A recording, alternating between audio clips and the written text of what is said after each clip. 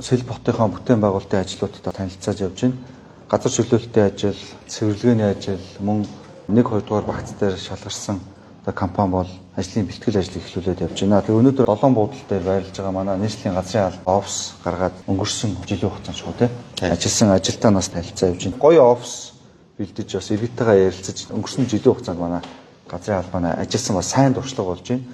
Улаанбаатарын хотын хувьд цаашид энэ олон асуудлуудыг шийдэхийн тулд бид нэр газрыг чөлөөлөх, дахин хөгжүүлэх энэ ажлууд бол хийгдэн. Нийслэлээс хийж байгаа хамгийн гол сайн дуршлаг бол чөлөөлж байгаа бүс нутагтаа иргэдтэй ойрхон ажиллах, иргэдийн асуудлыг сонсох, ярилцах. Энэ байдлаар бол манай газрын алба бол өнгөрсөн хугацаанд бол маш сайн ажиллаж өнөөдрийн бас үр дүнд хүрээд байгаа.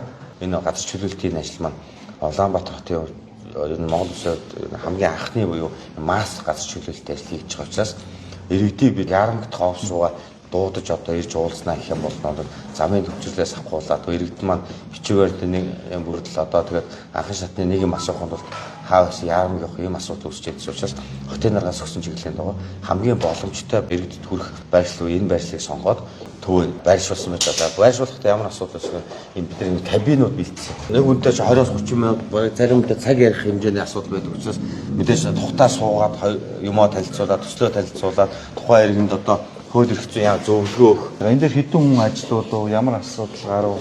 Яг нь нийт масс талбайгаа бид нар 6 хэсэг тугаа 6 блок болгоод 6 блокыг 6 албаа гэж танилцуулаад яагаад гэвэл чөлөөлж байгаа учраас анхнаасаа нэг үнэтэй альцах хэрэгтэй. Тэгэхгүй болохоор 2-3 үнэтэй дамжин альцах нь ойлголтын зүгээр асуудал үүсээд учраас яаж нөгөө албаа гэж маань хүнээ танин хоолныхаа проблемыг мэдэх учраас шууд зөвшөлтсөн ажиллаа хийгээд компаниудын бэлтгэл ажлууд тэр явж байна. Чөлөөлөгөө айлууд байгаа. Багц нэг дээр бол нэг 4-5 айл, багц 2-ын өрөөнд нэг 8 айл чөлөөлөдөг байгаа.